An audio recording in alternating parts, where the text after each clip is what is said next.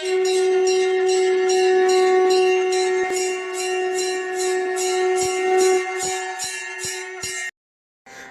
ஸ்ரீ குருப்பியோ நமஹ. ஓம் கம் கணபதையே நமஹ.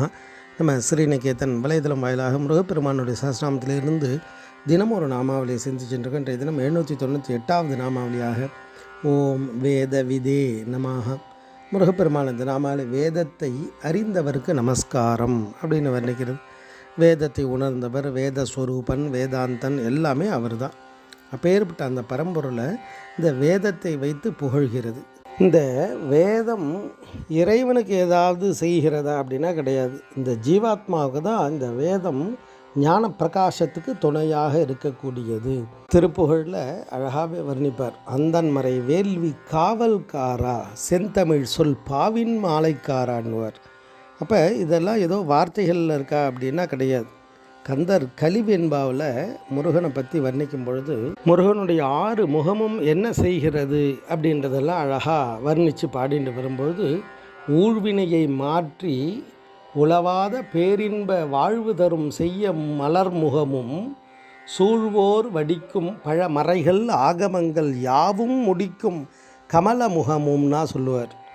இதை தான் அந்த நான் மறைப்படி அந்தனர் நோர்க்கும் வேள்வியை காக்கிறதுக்காகவே ஒரு முகம் இருக்கான். அந்த முகம் அதற்காகவே அவளை ரட்சிக்கிறதுக்காகவே ஒரு முகத்தோடு இருக்கார். மற்ற முகங்கள்னால் ஒன்றும் என்னன்றதெல்லாம் பார்த்தோம் 6 முக தத்துவத்தில்.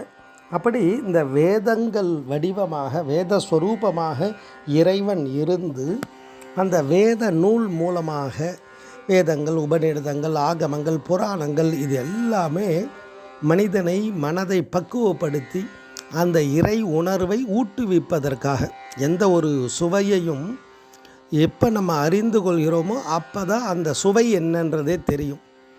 அப்போ ஒவ்வொரு சுவையை நம்ம உணரும் பொழுது அந்த சுவையினுடைய இன்பத்தை நாம் அடையிறோம். அதனால தான் அடியார்கள்லாம் யார் பெறுவார் அச்சுவையை அப்படின்னுவார். சித்தமலம் அறிவித்து சிவமாக்கி இணையாண்ட அத்தனெனக்கு அருளியவார் 6 பெறுவார் அச்சுவையை. ஒரு பொருளை சாப்பிட்டவாளுக்கு தான் அந்த பொருள் எப்படி இருக்குன்றது சொல்ல முடியும். மற்றபடி அதை பற்றியான எவ்வளோ விளக்கம் கொடுத்தாலும் அந்த விளக்கத்தை கேட்க தான் முடியுமே தவிர உணர முடியாது.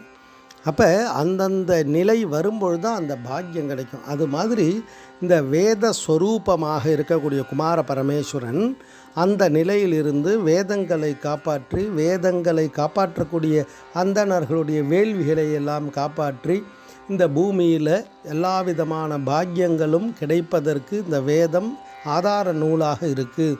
அந்த வேதத்தின் மூலமாக இருக்கக்கூடிய வாழக்கூடிய அந்த வாழ்வியல் முறை மூலமாக மனிதன் உயர்கதி அடைய முடியும். இதெல்லாம் தான் நமக்கு வேதங்கள், புராணங்கள், இதிகாசங்கள் இதெல்லாம் நமக்கு வழிகாட்டியாக இருக்குது. நம்ம கண்ணு மாதிரி கண்ணை பயன்படுத்திக்கணுமே தவிர கண்ணு என்ன செய்தது அப்படின்றத நம்ம ஆராய்ச்சி பண்ண முடியாது.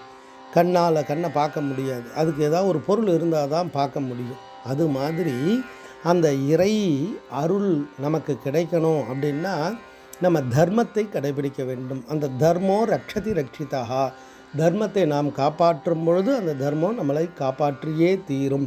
அந்த தர்மஸ்வரூபம்தான் இறைவன். அவர் தான் குமார பரமேஸ்வரன். அவர் தான் அந்த வேதத்தை அறிந்தவராக இருக்கார்ன்றது தான் தத்துவார்த்தமாக இந்த நாமாவளி வர்ணிக்கிறது. ஓம் வேத விதே நமஹ. ஸ்ரீ குருப்பியோ நமஹ. ஓம் சும் சுப்பிரமணியாய நமஹ.